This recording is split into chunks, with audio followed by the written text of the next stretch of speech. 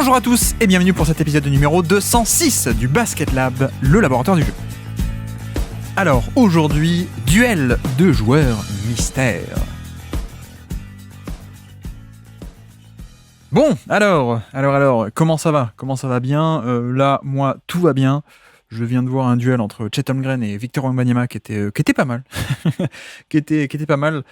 Bon, c'est vrai que Chet Holmgren, je vais pas trop développer, mais très impressionnant, mais avec Wembanyama, il y a toujours ce truc il est tellement plus grand, tellement plus long que les autres que t'as l'impression que tous les standards de taille et de longueur de bras habituels sont à mettre à la poubelle. Bref, je divague déjà. Bon, tout ça pour dire que j'espère que tout va bien. Hein. J'espère que vous avez pu profiter un peu de Wembanyama. On a quelques matchs par-ci par-là dans la saison qui sont intéressants. Là, ça en était un. À part ça, sinon, j'espère que votre équipe va bien, parce que je sais que c'est pas le cas de tous les fans. Hein. On a eu aussi, d'ailleurs, au fait, un petit échange de Kyle Lowry. Vous savez que c'est une légende, Kyle Lowry. Kyle Lowry, la légende, et la légende du Basket Lab aussi. J'en ai pas fait de podcast particulier parce que, il a quand même 45 ans, c'est un salary dump, un vulgaire salary dump. On verra où est-ce qu'il va atterrir après les buyouts, je ne sais pas. Mais bref, j'ai quand même pas fait un podcast sur Kyle Lowry qui est échangé contre ce vulgaire. Non, je vais même pas dire son nom. Voilà, l'arrière des Hornets qui était à Boston. Je vais même pas dire son nom parce que non, en fait, échanger Kyle Lowry contre ça, c'est un peu, ça se fait pas quoi. Bref, j'espère que tout va bien pour vous. Et donc aujourd'hui, duel de joueurs mystères, vous le savez. Le but, c'est de présenter 2 joueurs sans les nommer. Comme ça, on fait un peu fi de tous nos préjugés, nos avis déjà établis sur tel ou tel joueur. Et au contraire, on se concentre sur l'aspect sportif. On fait un duel strictement sur le sportif et sur le niveau de performance, sur les stats notamment. Donc voilà, c'est un peu l'intérêt de ces duels de joueurs mystères. Je vous l'ai annoncé depuis pas mal de temps, donc dans le podcast, il y aura évidemment un petit... pour l'instant, Pascal Siakam n'a pas été échangé. Bon, voilà, ça a été fait. Mais oui, ce que je voulais vous dire aussi, vous préciser, c'est qu'aujourd'hui, on fait 2 duels de joueurs mystères. Voilà, ça faisait longtemps que je voulais les faire. Ça fait d'ailleurs longtemps que j'ai pas fait de duel de joueurs mystères. On en a fait un récemment avec Scotty Barnes. Mais avant ça, c'était il y a plus d'1 an. Donc j'ai pas mal d'idées en stock. Je me suis dit, allez, aujourd'hui, on se fait un petit podcast. Bon, c'est pas non plus des duels fantastique où il y a 3000 choses à raconter, donc je me suis dit, aujourd'hui on va s'en faire 2 duels de joueurs mystères pour le prix d'un, comme ça, ceux qui aiment bien, vous pouvez jouer avec moi et on peut jouer tous ensemble. Mais voilà, double dose aujourd'hui de duels de joueurs mystères, j'espère que ça vous plaira, bien entendu.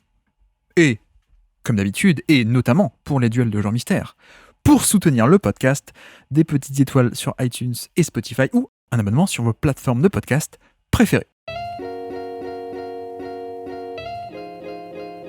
Donc, aujourd'hui, dans notre laboratoire de recherche sur le jeu, duel de joueurs mystères, x2, double dose. Bienvenue dans le Basket Lab.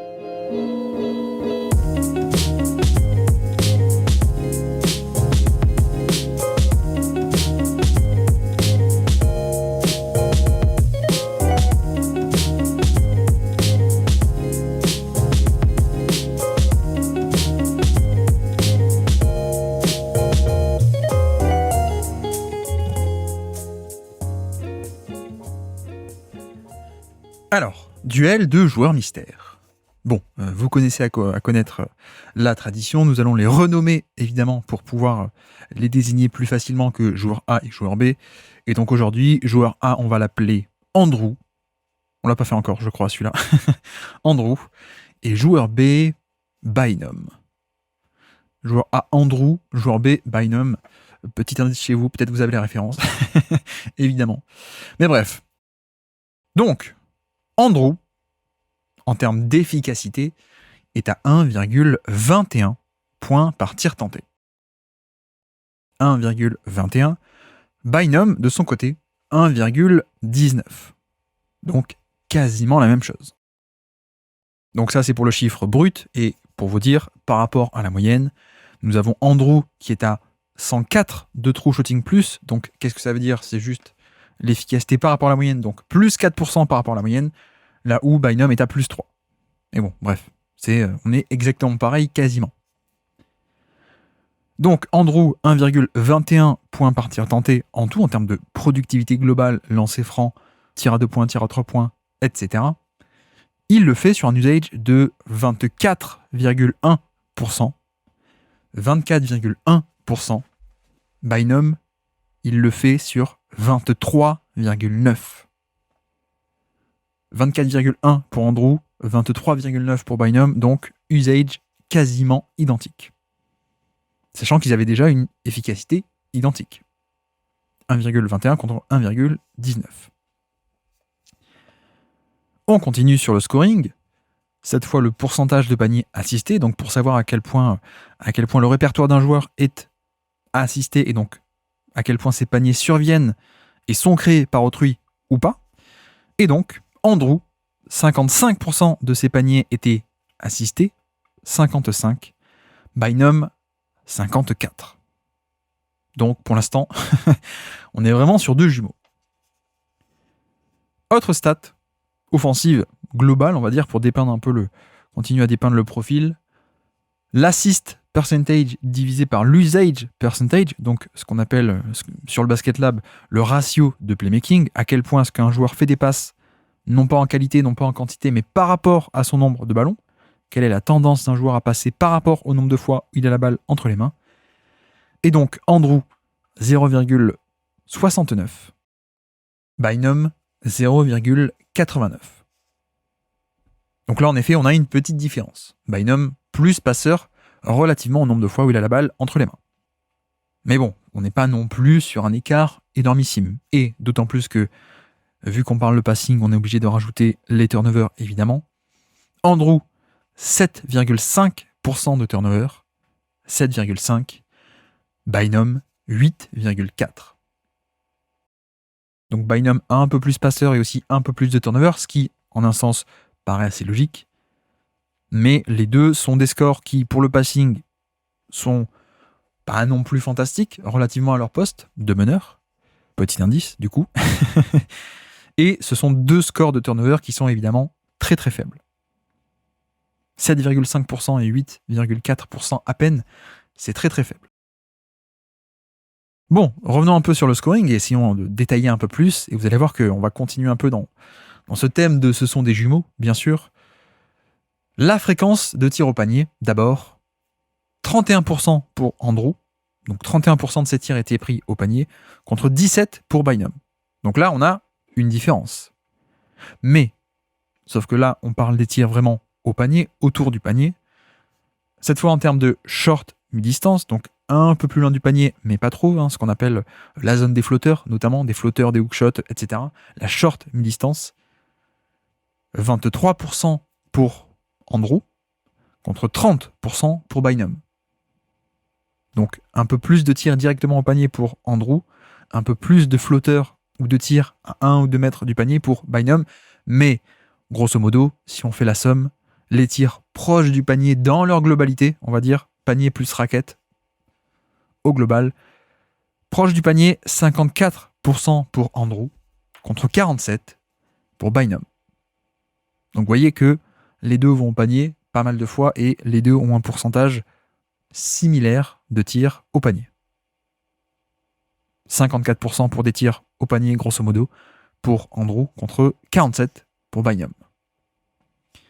En termes de longs tirs à 2 points cette fois, les longs mid-range, non pas les shorts, mais les longs mid-range, donc les longs tirs à 2 points, 9% pour Andrew, contre 8% pour Bynum.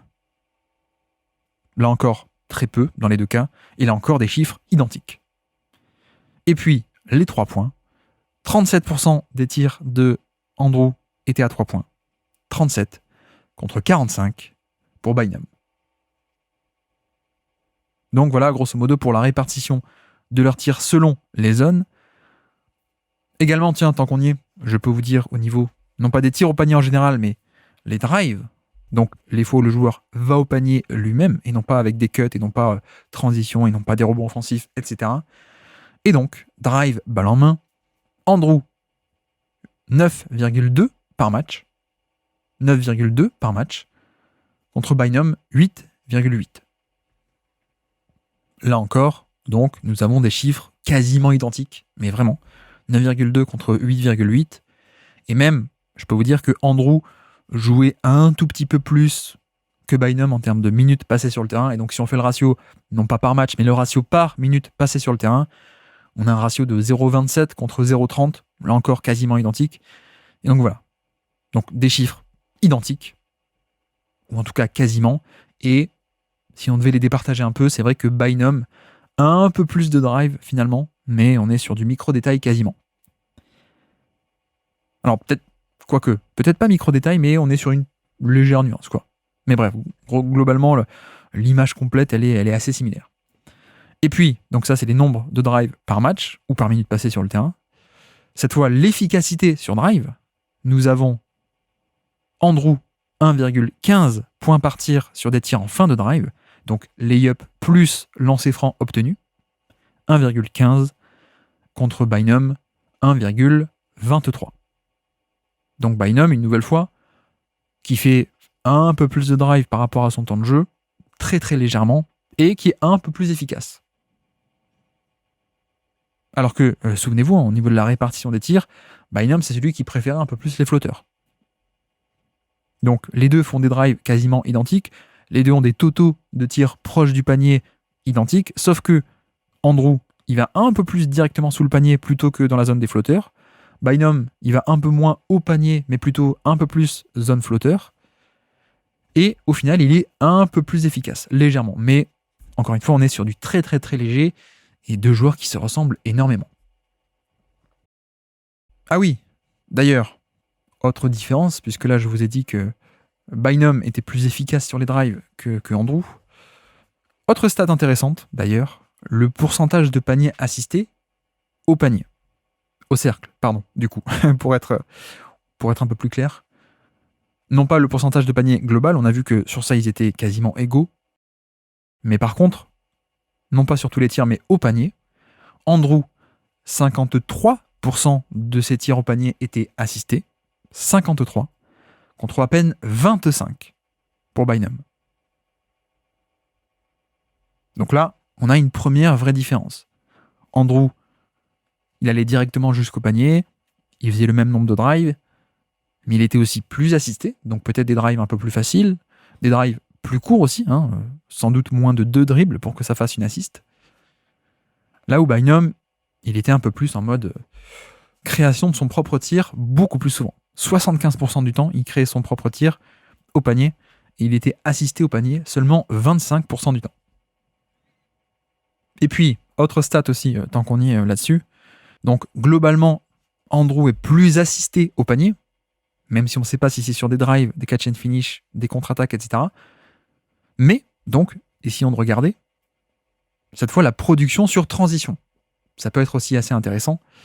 Et là, pour le coup, effectivement, on a un Andrew 4,4 transitions par match, contre à peine 2,6 pour Bynum. 4,4 contre 2,6, donc du simple au double. Et sachant que Andrew était aussi à 1,30 points par possession sur transition, 1,30 contre à peine, entre guillemets, 1,18 pour Bynum. Donc, si on essaie de tout résumer, nous avons Andrew qui effectivement est plus assisté au panier que Bynum, mais sans doute aussi qu'il y a pas mal de transitions qui viennent là-dedans, qui donc aident un peu à booster les chiffres au panier, en termes de fréquence peut-être, et même en termes d'efficacité notamment également. Alors que, vous avez vu, sur Drive exclusivement, finalement Bynum est plus efficace.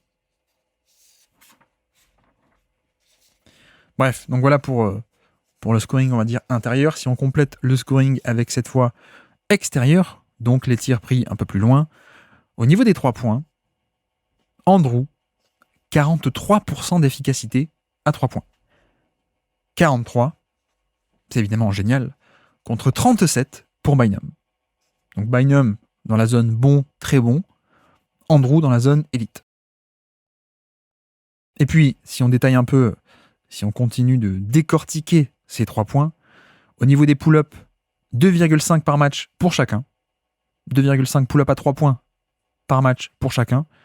Andrew, 38%. Très très bon. Bynum, 34%, plus proche de la moyenne.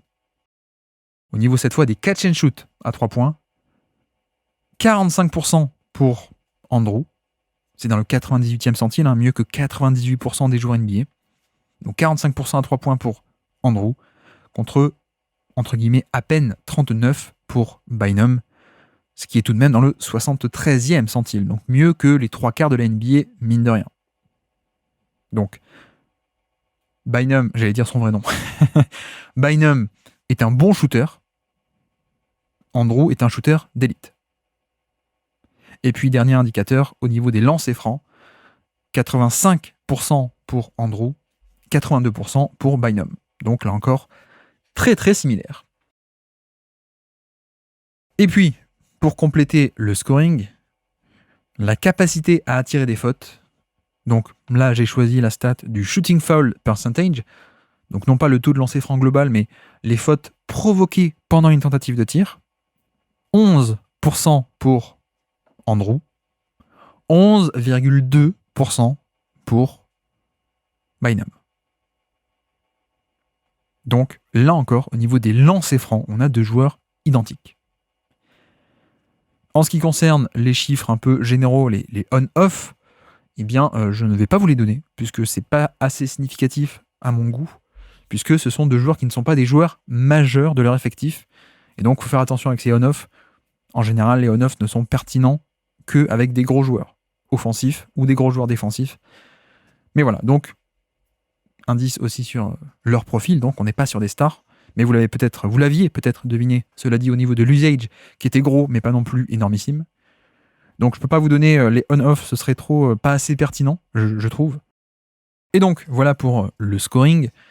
Et pour terminer très rapidement avec le passing, puisqu'il n'y a pas non plus de stats très intéressantes pour le passing, mais je peux vous donner des principales. Le nombre d'assists par 100 possessions où le joueur a la balle entre les mains. Andrew, 16,4 contre Bynum, 19,8. Donc 16 contre 20, grosso modo. Et puis au niveau des turnovers, 6,2 pour Andrew, contre 7,1 pour Bynum, donc un peu plus de turnover évidemment pour Bynum, mais qui est aussi largement plus passeur. Ce qui nous fait donc un ratio évidemment de assist par turnover, le fameux ratio de propreté entre guillemets d'un joueur. Il est évidemment beaucoup plus élevé chez Bynum, 2,75 comparé à Andrew, 2,65. Et donc, si on fait un peu le topo, nous avons affaire à deux joueurs quasiment identiques. Mais vraiment quasiment. Efficacité globale identique sur le même usage, avec très très peu de turnover, un peu plus de passing côté Bynum que Andrew, mais c'est pas non plus la folie. La répartition des tirs, elle se fait quasiment de la même manière, en termes de proche du panier, long tir à 2 points ou tir à 3 points. En termes de drive, quasiment pareil aussi. Des petites nuances, mais on est quand même sur deux profils très très similaires. Sans doute que les deux différences majeures, c'est au niveau des drives, où Bynum est un peu plus créateur de ses tirs au panier, et un peu plus efficace aussi, et un peu plus passeur également, là où Andrew, un peu moins passeur, un peu moins driver, en tout cas un peu moins assisté sur des drives, mais par contre un bien meilleur shooter. Enfin, plutôt un meilleur shooter, parce que Bynum est quand même pas mal non plus. Donc voilà, ça fait tout de même deux profils extrêmement similaires. Question traditionnelle, fin de duel de joueurs mystères, lequel préférez-vous ? Et là, si vous avez un préféré, c'est bravo à vous. C'est un peu difficile, parce que comme dit, les profils sont très similaires. Mais donc, entre Andrew ou Bynum, lequel préférez-vous ? La version un peu plus shooter ou la version un peu plus drive/passing ? Et donc, c'est l'heure de la révélation. Andrew, c'est notre ami Tyrese Maxey, saison 2023. Et Bynum, c'est notre ami Emmanuel Quickley, saison 2023. Oh, incroyable.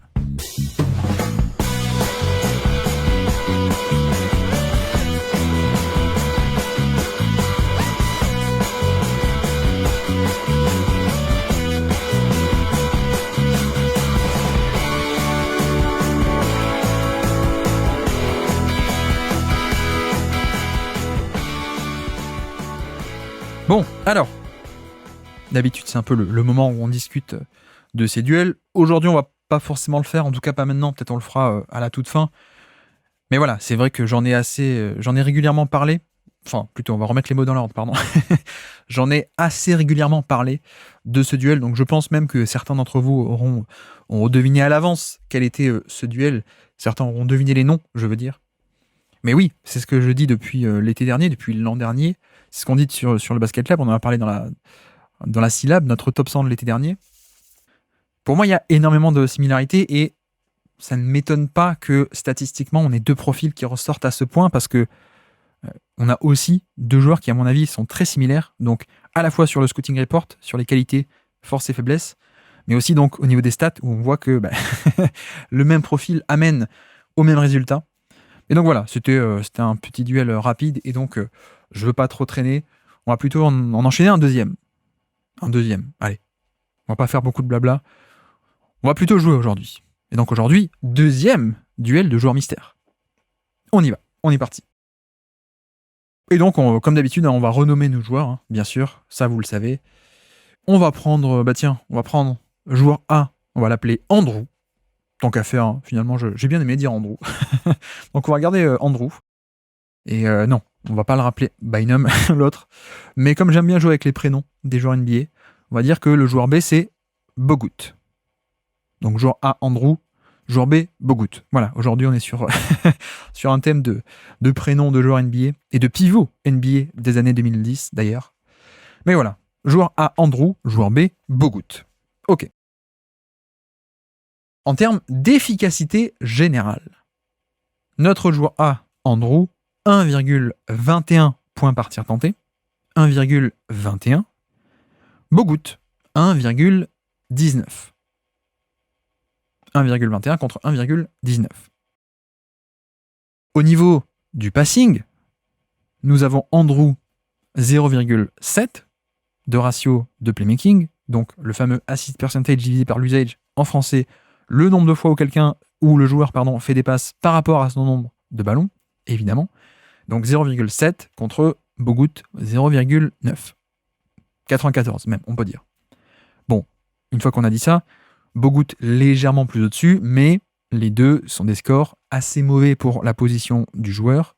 Donc vous aurez deviné des meneurs.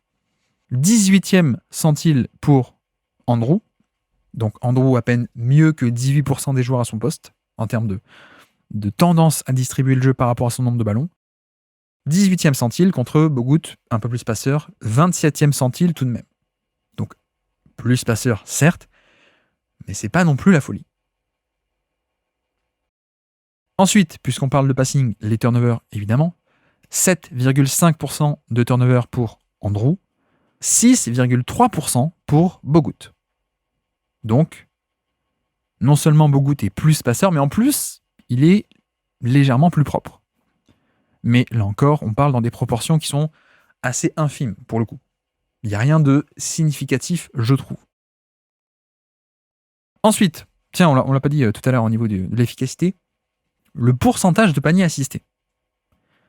53% des paniers de Andrew étaient assistés, 53, contre 41% pour Bogut. 53% pour Andrew, contre 41% pour Bogut. Donc, Bogut est un peu plus passeur, légèrement plus propre et se crée son tir aussi un peu plus souvent. Mais on n'est pas non plus sur des écarts incroyables. Mais tout de même. Ensuite, comme tout à l'heure, au niveau de la répartition des tirs selon les zones du terrain. Au panier, Andrew, 31% de ses tirs étaient au panier, 31, Bogut, 32. Au niveau de la short mi-distance, 23% pour Andrew, 24 pour Bogut. Les longs tirs à 2 points, cette fois. 9% pour Andrew, 7% pour Bogut. Donc vraiment identique. Hein. Et puis les 3 points, on finit. 37% pour Andrew, 37% de ses tirs étaient à 3 points, et 37% pour Bogut également. Donc voilà, on dirait presque que c'est le même joueur. On est sur une répartition de tirs qui est quasiment égale. 31-32 au panier, 23-24 short mid-distance, 9-7 long mid-distance, 37-37 les 3 points. On dirait vraiment le même joueur. Clairement. Mais bref. Ensuite, au niveau des drives, toujours intéressant. Donc, non pas les tirs au panier, mais les drives, les pénétrations balle en main, plus précisément donc, 9,2 drives par match pour Andrew, contre 12,4 pour Bynum. Non, pardon, pour Bogut. Moi-même, je me perds, j'aurais pas dû. Je sais que j'aimais bien faire des blagues avec les noms de joueurs NBA, mais j'aurais pas dû peut-être. J'aurais dû prendre un autre joueur qui s'appelait A et B, peut-être, pour pas prendre deux fois Andrew. Bref, pardon. Donc, reprenons. Andrew, 9,2 drives par match. Bogut, 12,4. Donc un peu plus. Même si, je dois vous dire que Bogut joue un peu plus. Et donc, si on fait le ratio par minute passée sur le terrain, on est sur des chiffres quasiment identiques. Et puis, en termes d'efficacité, 1,15 points par tir pour Andrew, 1,10 pour Bogut. Donc, là encore, efficacité sur des drives en particulier quasiment identique. Et puis, on peut finir rapidement ce duel aussi avec la capacité à provoquer des fautes. 11% de shooting foul percentage pour Andrew. Donc, il provoquait des fautes sur 11% de ses tentatives de tir. 11% contre 13 pour Bogut. Et donc voilà pour ce deuxième duel de joueurs mystères un peu rigolo, hein. On aime bien jouer, on s'est pas pris la tête, hein. Je voulais pas faire des duels trop en longueur aujourd'hui, bien sûr. Mais voilà, Andrew et Bogut, on est sur deux joueurs qui se ressemblent énormément, mais vraiment énormément. Comme on l'a vu en termes d'efficacité, en termes de répartition des tirs sur le terrain, fréquence au panier, dans la mi-distance ou à 3 points, en termes de drive aussi, l'efficacité sur drive en particulier. Et c'est vrai que Bogut est peut-être un peu plus passeur, mais très très légèrement, pas de beaucoup.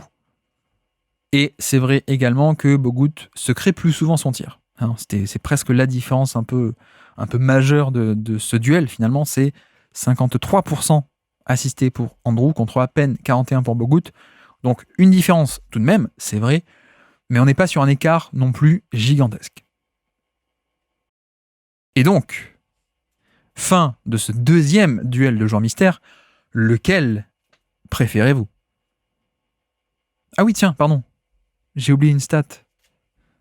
Ah mince, c'est vrai que j'ai donné l'efficacité générale, mais j'ai pas donné le volume. Peut-être que ça va vous aider, d'ailleurs, le volume, à décider. Donc, en termes d'efficacité, on a dit c'est quasiment la même chose, hein. 1,21 contre 1,19. Sauf qu'au niveau du volume, c'est 24% d'usage pour Andrew contre 28,2 pour Bogut. Donc, en effet, on a des chiffres très similaires, mais l'usage, mine de rien, de Bogut est un peu plus élevé. Et donc, c'est l'heure de la révélation. Notre joueur A, Andrew, c'est Tyrese Maxey, saison 2023. Et notre joueur B, Bogut, c'était Tyrese Maxey également, saison 2024.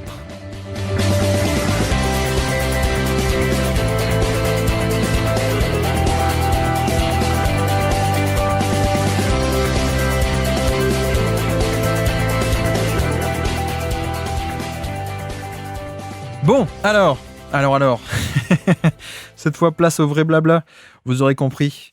Ça faisait longtemps qu'on s'était pas fait un petit duel de joueurs mystères avec des méga twists. Des twists dans un sens et puis dans l'autre. Et donc c'est ce qu'on a eu aujourd'hui, puisque évidemment le duel Maxey-Emmanuel Quickley, vous vous en doutiez, je pense. Et donc je me suis dit, il faut que je fasse un double twist, avec le deuxième moins attendu, bien entendu, qui est le twist de Maxey contre Maxey. Je ne sais pas si vous l'avez vu venir. Je ne sais pas si j'ai été trop gros sabot en donnant le même prénom. Bah oui, Andrew, c'était vraiment Andrew, le même Andrew sur les deux duels, hein, du coup. C'était pas juste pour jouer sur les Andrew Bogut, Andrew Bynum, bien entendu. Donc c'était le même Andrew, mais qu'on comparait donc à deux joueurs. Hein. On a comparé la version Maxey de 2023 à deux joueurs. Et donc ça va me permettre de parler. Là, c'est vraiment la place au blabla. Mais pourquoi est-ce que j'ai voulu faire ça ? Parce que je pense que ça peut nous apprendre deux choses assez importantes. Une première sur Maxey en lui-même, et une deuxième sur Quickly. Peut-être on peut rapidement se faire la première sur Maxey en lui-même, donc sur le deuxième duel de joueur mystère. Bon, je ne sais pas si je vous ai piégé ou pas, j'en sais rien. Mais c'est vrai que, en fait, je voulais aussi faire ça par rapport à la question du MIP, en fait, et par rapport à la question de la progression, qui est un vaste débat qu'on ne va peut-être pas faire aujourd'hui, puisque c'est une question sans fin, je ne sais pas, mais en tout cas, c'est le débat habituel et continuel en NBA des trophées, déjà, puisque vous le savez, il n'y a pas de définition claire et précise pour un trophée, mais bon, comme on en a déjà discuté avec Antoine sur le podcast, le trophée de défenseur de l'année, c'est le meilleur défenseur. Voilà, on va pas se cacher derrière des définitions, c'est assez simple. Le trophée de Most Valuable, c'est Most Valuable. Je sais que beaucoup de gens essaient de jouer sur les définitions, oui, mais il n'y a pas de définition, et si et ça, non, Most Valuable, c'est Most Valuable. Meilleure progression, c'est vrai que, en un sens, ça laisse un peu plus de place à l'ambiguïté, en tout cas, ou alors, de facto, au minimum, de facto, on a beaucoup plus d'ambiguïté qui s'infiltre, qui arrive à s'infiltrer dans cette discussion tous les ans et dans ce trophée. Et finalement, est-ce que vraiment, chaque année, on arrive à décerner le trophée à celui qui a le plus progressé? Eh bien, je suis pas sûr. Après, vous me direz, le MVP non plus. La définition semble un peu plus claire et pourtant on le donne pas toujours au meilleur joueur. CF, une année relativement récente, pour pas dire 2023. Mais non, pour le MIP, c'est vrai que c'est un trophée qui a pas mal évolué en plus au fil des ans. Si on regarde un peu le palmarès, à une époque, ça pouvait être donné à des profils qui sortaient un peu de nulle part. Ces dernières années, j'ai l'impression qu'on le donne plutôt à, on va dire, des joueurs dans leur deuxième, troisième année, ou alors troisième, quatrième année, autour de cette zone-là. Des joueurs qui explosent en termes de production globale, on va dire. Mais finalement, pourquoi est-ce que je précise ça aussi? C'est que parfois, le fait de passer de deuxième à troisième année, ou de troisième à quatrième, parfois c'est pas tant que le joueur a progressé. Le joueur était peut-être déjà aussi bon à l'année N-1 qu'à l'année N où il a le trophée. C'est juste que quand tu es jeune, tu n'as pas forcément autant d'opportunités, alors qu'un jour, tu en as. Tu en as plus. Et honnêtement, je pense qu'avec Maxey, on est totalement dans ce cas-là. On en a déjà parlé cette saison dans l'hebdo. Moi, je trouve pas que cette saison, on ait un Maxey qui soit si différent que ça du Maxey de l'an dernier. Donc vraiment, cette notion de à quel point est-ce qu'il est meilleur intrinsèquement que l'an passé, je trouve pas que la progression soit vraiment fabuleuse, voire même, je pense qu'elle est relativement mineure. Et au contraire, c'est juste que la progression est très différente parce que Maxey a plus d'opportunités. Et il a plus d'opportunités aussi, logiquement, parce que Harden n'est plus là. Et que nouveau contexte, etc., etc. Donc oui, on est passé de quelqu'un qui était deuxième, troisième ou quatrième dans la hiérarchie à aujourd'hui deuxième assez clair. Donc forcément, on va avoir un rendement qui est beaucoup plus grand. Et forcément, ça va attirer l'œil, le théorème des points par match. C'est ça qui régit beaucoup notre monde aujourd'hui, en tout cas médiatique, ou de celui des fans.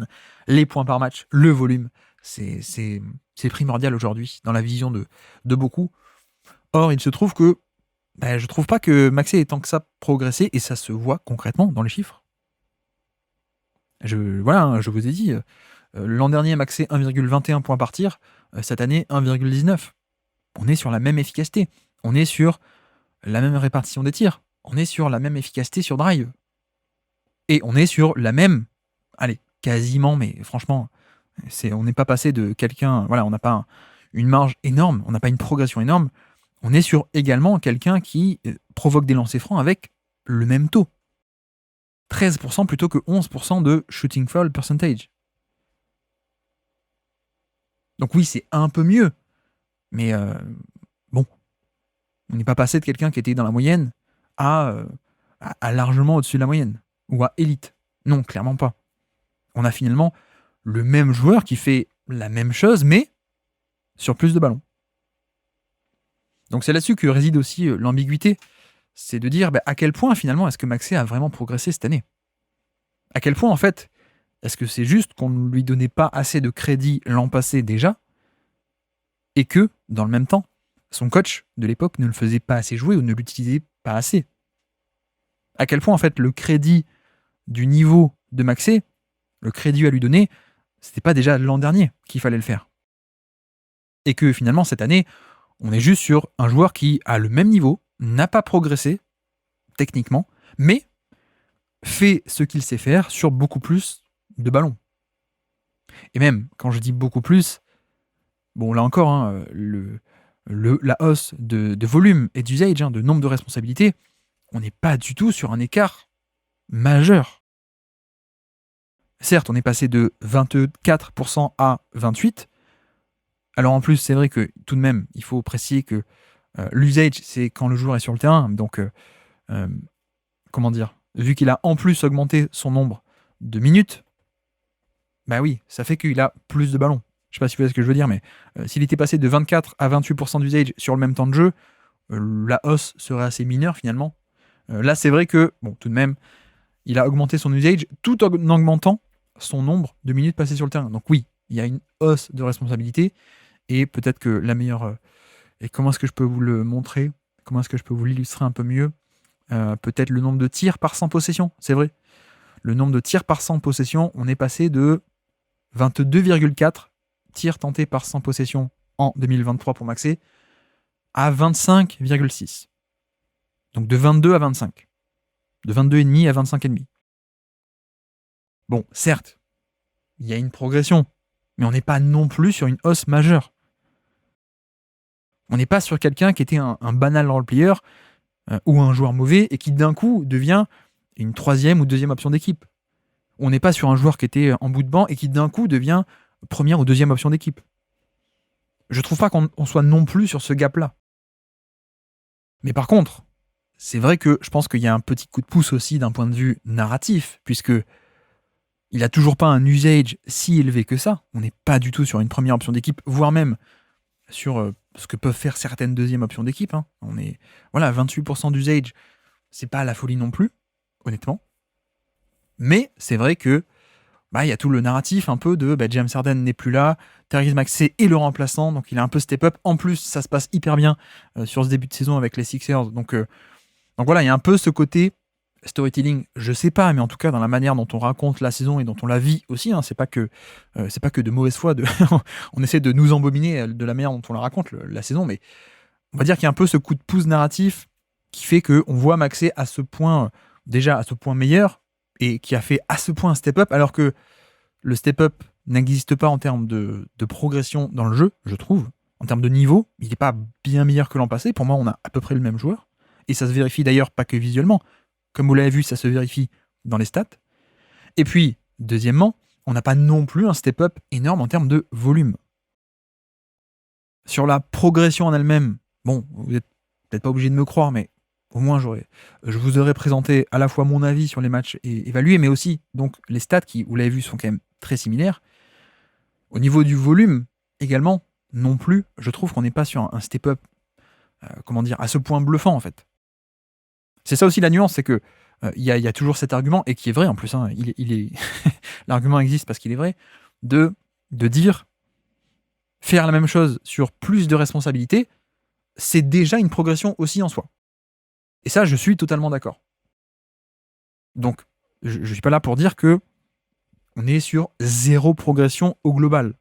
Moi, ce que je dis, c'est que dans le jeu, dans ce qu'il fait, il n'y a pas non plus, on est sur à peu près le même joueur, mais en même temps, c'est vrai que de le faire sur plus de volume, et donc parfois, parce que c'est pas tout le temps le cas non plus, hein, faut pas non plus se tromper, mais le faire aussi parfois contre des premières units, je sais pas si ça se dit, mais de ne pas le faire aussi souvent contre des second units, bon, c'est vrai que ça compte aussi. Mais, bon, déjà, première nuance, le moteur de l'attaque, toujours face au titulaire, c'est quand même plutôt Joel Embiid. Et Maxey a pas mal de temps de jeu, encore une fois, face à des secondes units, je trouve, cette saison, en tout cas pour tous les matchs que j'ai pu observer des Sixers. Et puis, encore une fois, la différence de volume, elle n'est pas si spectaculaire que ça.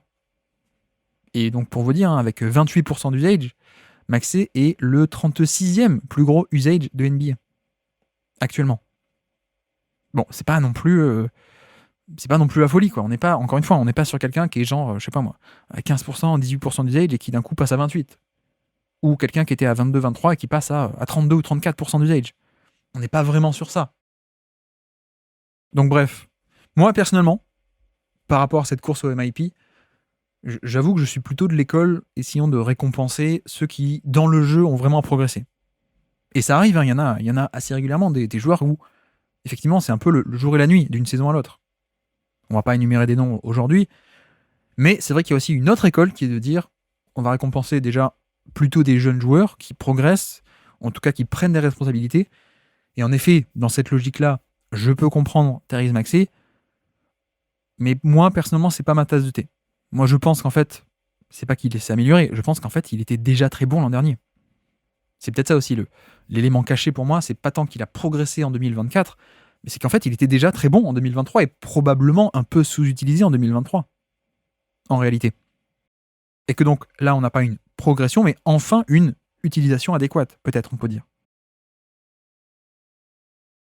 Donc voilà, ça c'était pour le premier point. Je ne vais pas en dire plus parce que c'est vrai que sur le, sur le MIP, je me connais, on pourra en faire des heures.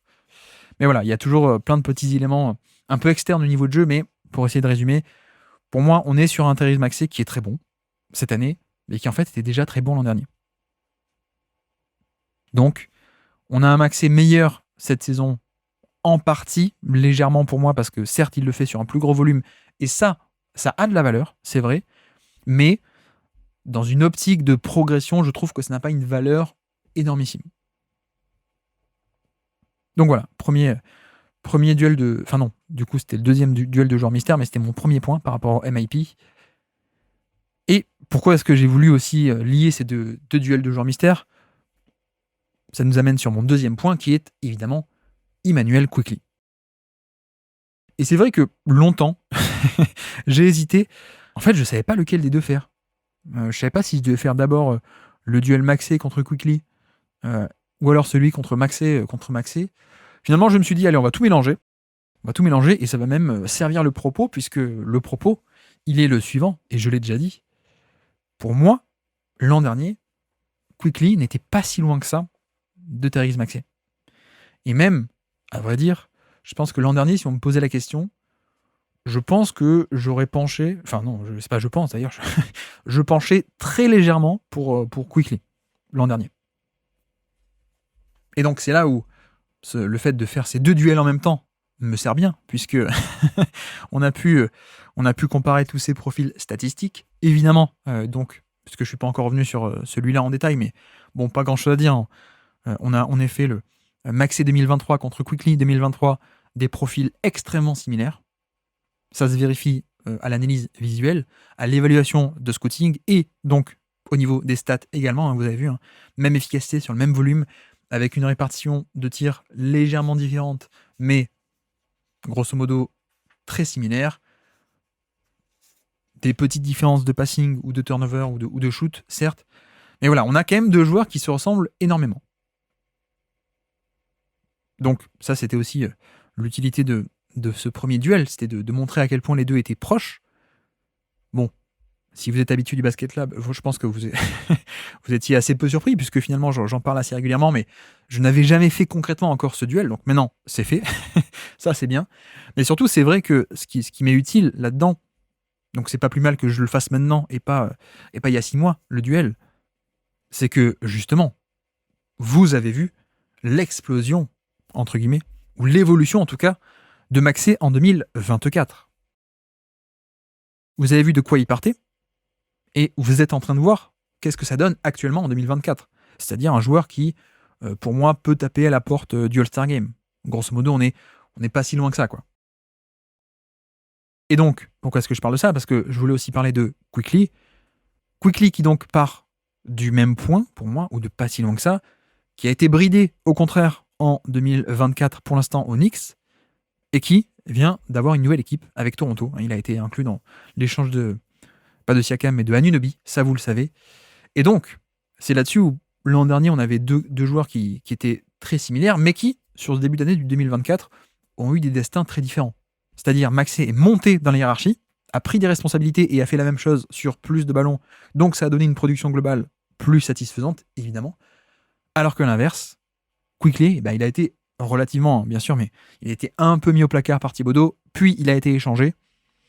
Et donc, aujourd'hui, à Toronto, j'ai hâte de voir la suite pour Quickly. Et j'ai hâte de voir aussi le duo avec Scottie Barnes, on en a parlé il n'y a pas longtemps. Je pense que ça peut être un duo extrêmement intéressant puisque Scottie Barnes c'est un porteur de balle de très grande taille qui peut faire pas mal de choses et qui, à mon avis, pourrait profiter beaucoup d'un profil comme Quickly extrêmement dynamique. Mais donc voilà, moi qui préférais Quickly très légèrement l'an dernier, je m'attends à des résultats à peu près similaires ou mieux quand Quickly va faire comme Maxi, c'est-à-dire qu'on va lui donner plein de ballons. C'est ça qui est bien aussi, c'est qu'il passe d'une équipe des Knicks qui était très compétitive, avec un coach qui lui a pas autant laissé carte blanche, on va dire, à désormais une équipe des Raptors qui était en reconstruction. Au moment où je parle, Siakam n'est pas échangé, mais ça ne saurait tarder. Là, on a eu des rumeurs comme quoi il pourrait aller à Indiana.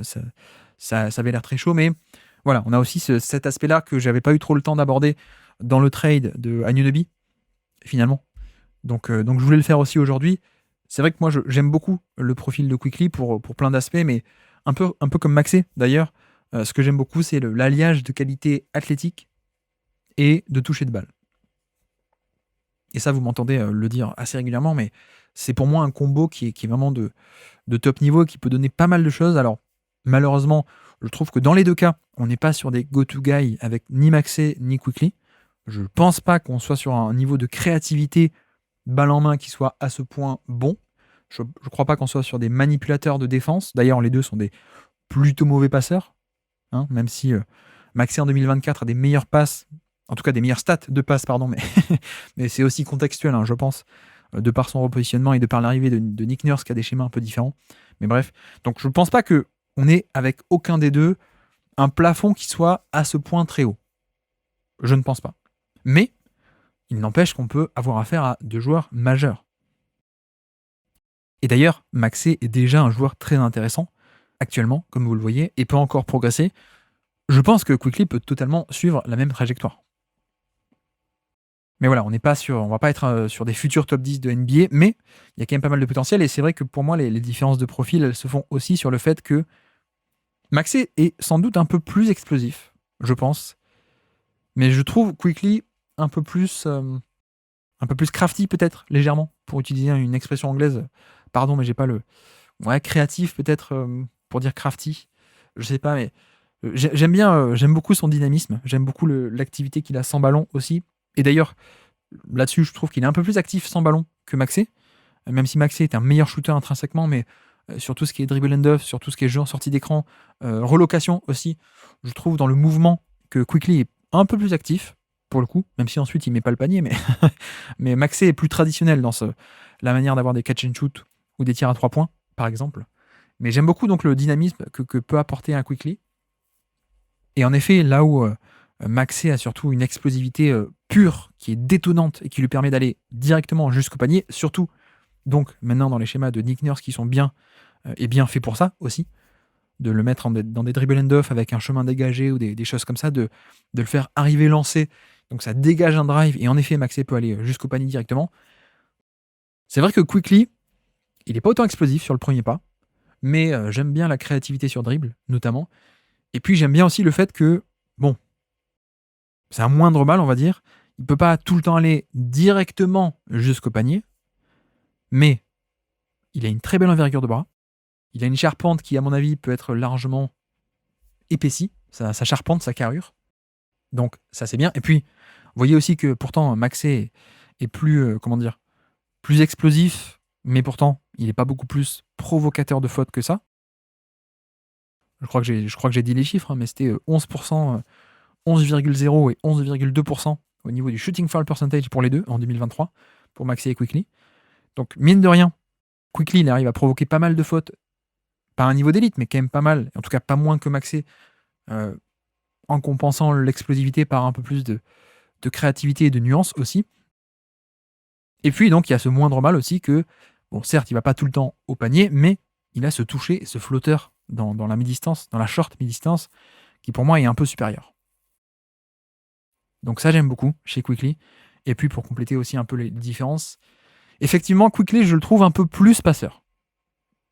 On n'est pas non plus, un peu comme Maxé, je pense, comme déjà dit, je me répète, pardon, mais on n'est pas sur des manipulateurs de défense de haut niveau, je pense. Mais c'est vrai que j'aime un peu plus le passing de Quickley.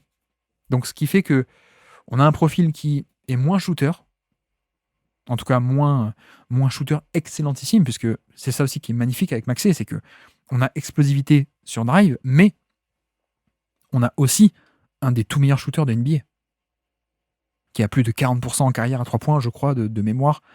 Excellent au lancer franc, donc ça le montre bien. Mais voilà, Maxey, on est vraiment sur un shooter d'élite en NBA à 3 points. Quickley, on est peut-être juste sur la catégorie bon ou très bon. Mais à la limite, ça me va. Ça me va parce qu'il y a aussi pas mal de diversité sur ce tir-là. Il y a aussi d'ailleurs le pull-up à 3 points, donc ça me va. C'est pas comme si Quickley était seulement limité à des catch and shoot un peu les pieds dans le béton. Non. Je pense qu'il y a des tirs en sortie de dribble, de pick and roll, balle en main. Il y a de capacité à dégainer aussi sur des dribble and off. Donc venir prendre la balle des mains d'un intérieur ou d'un joueur et dégainer juste ensuite. Il y a du jeu en sortie d'écran, il y a du catch and shoot évidemment. Voilà, il y a du mouvement, j'aime bien. En termes de drive, j'aime beaucoup aussi. Et puis d'ailleurs, je vous ai dit finalement, en termes de fréquence de tir au panier, Maxey a plus de tirs sous le panier directement que dans la zone des flotteurs. Mais vous avez vu que quand on compare l'efficacité sur drive, finalement c'était Quickley qui était un peu meilleur que Maxey l'an dernier.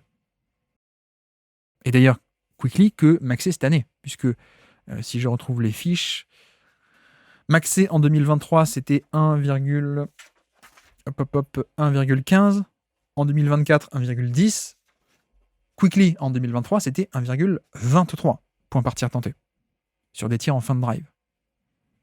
Donc voilà. Je pense qu'on a quelqu'un de moins shooter, on a quelqu'un de moins dynamique, je sais pas parce que j'ai déjà utilisé le mot, mais de moins tranchant peut-être sur contre-attaque, sur transition, là où Maxey, je pense, est un vrai moteur de transition et un vrai finisseur aussi de transition évidemment, mais un vrai moteur aussi de transition. Quickley l'est un peu moins, mais par contre avec Quickley, on a pour moi quelqu'un qui est un peu plus passeur, un peu plus dynamique dans la manière dont il peut être utilisé offensivement, dans la variété de ses registres, de son registre, pardon.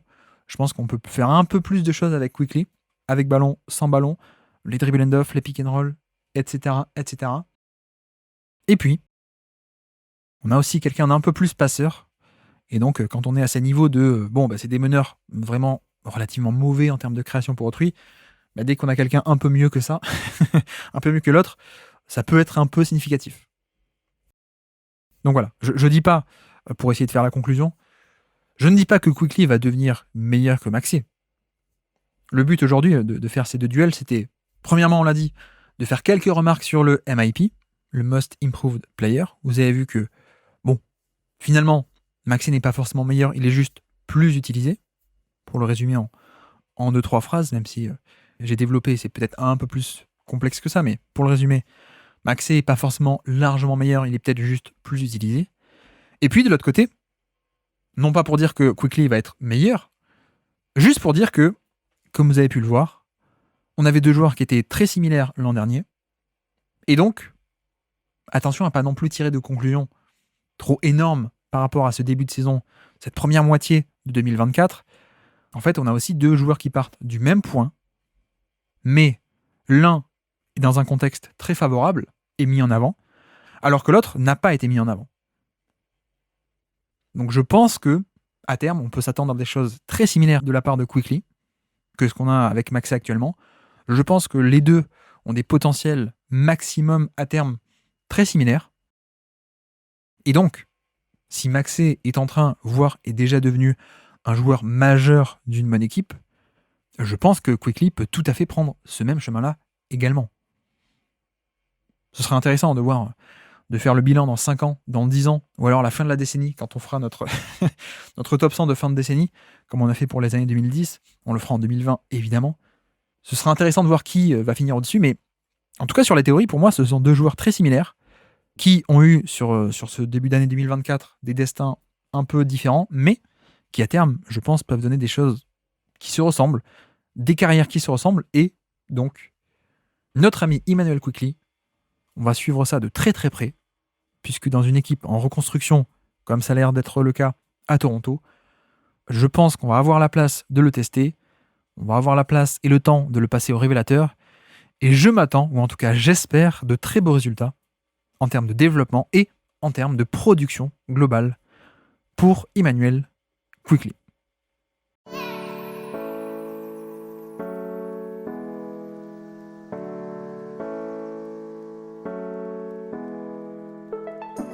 Merci à tous d'avoir suivi cet épisode, j'espère que ça vous aura plu, et j'espère que le retour des duels de joueurs mystères et des twists surtout, des twists de joueurs mystères où je vous piège, ça vous aura plu aussi. Hein. Je sais que c'est pas le cas de tout le monde, mais c'est marrant tout de même parce que voilà, c'est aussi à ça que servent ces duels. Bon, j'ai déjà le fait de faire des batailles de joueurs, ça en soi je trouve ça intéressant, mais surtout ce qui est intéressant c'est un peu à travers cet exercice de venir un peu challenger nos idées reçues. Et donc, dans ces duels, c'est pour ça que j'aime bien faire des twists, parce que j'aime bien vous piéger, j'aime bien nous piéger, surtout à travers les stats et à travers... montrer que finalement, parfois, ce qu'on pense de base, c'est pas toujours...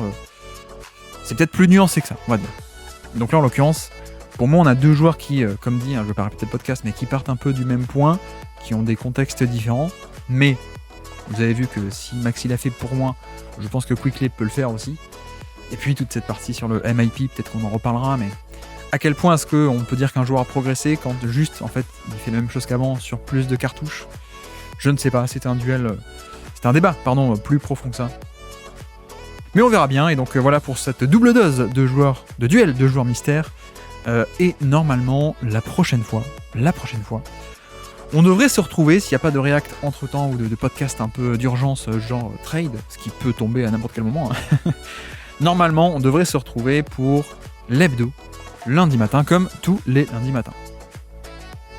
Donc voilà, pour la prochaine fois. Et je crois qu'on devrait se faire un Twitch aussi. Un Twitch d'ici bientôt, donc n'hésitez pas à aller voir la chaîne Twitch du Basket Lab et à vous abonner. Il n'est pas impossible qu'on se fasse un truc soit sur de l'actu, des images de match actuelles, soit un peu en mode vintage, où on reprend d'anciennes vidéos de draft, si ça vous intéresse. Donc voilà, pour le Twitch également. Et donc, sur ce, je vous remercie une nouvelle fois de m'avoir écouté jusqu'au bout. Surtout les fans des Sixers, je m'excuse. Encore, comme d'habitude, merci à ceux qui mettent des petites étoiles, iTunes, Spotify et partout, ça fait vraiment plaisir. Merci beaucoup. Et moi, je vous dis à très bientôt. Ciao.